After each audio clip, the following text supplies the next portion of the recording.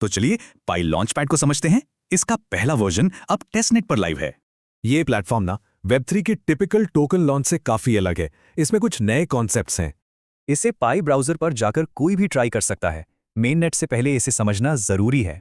अच्छा, तो इन launchpad tokens का असली मकसद क्या है? ये शायद वैसा नहीं है जैसा सब सोच रहे हैं। देखिए, यहाँ सोच का ही फर्क है। मकसद पैसा बनाना नहीं, बल्कि असली यूजर्स को जोड़ना है।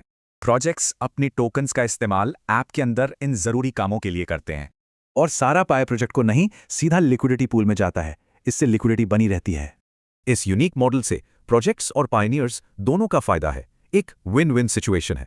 इससे नए स्टार्टअप्स बिना महंगे खर्च के असली यूजर्स तक पहुंच सकते हैं, वो भी ग्लोबली।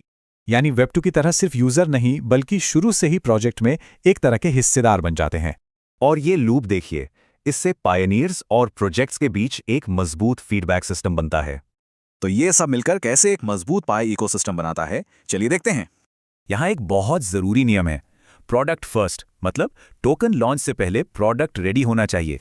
इससे ये पक्का हो जाता है कि हर टोकन की कोई ना कोई रियल तत्काल यूटिलिटी हो। लॉन्चपैड पाई के डेक्स यानी डिसेंट्रलाइज्ड एक्सचेंज को भी मजबूत करता है। मतलब मेन नेट पर फालतू या स्पेक्युलेटिव टोकन्स की बाढ़ नहीं आएगी, सेफ एनवायरनमेंट रहेगा। तो ये जो अभी टेस्टनेट पर लॉन्च हुआ है, इसका क्या मतलब है? ये एक तरह का टेस्टिंग ग्राउंड है, जहां मेननेट रिलीज से पहले सब कुछ ट्राई किया जाता है। एक बात ध्यान में रखनी होगी, टेस्टनेट पर चीजें बहुत तेजी से बदल सकती हैं।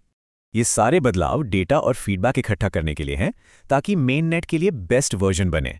यानी ये समझना जरूरी है कि पाई लॉन्चपैड का डिजाइन अभी फाइनल नहीं है। इसका भविष्य कम्युनिटी के फीडबैक, टेस्टनेट डेटा और प्रोजेक्ट्स के इनपुट से ही तय होगा।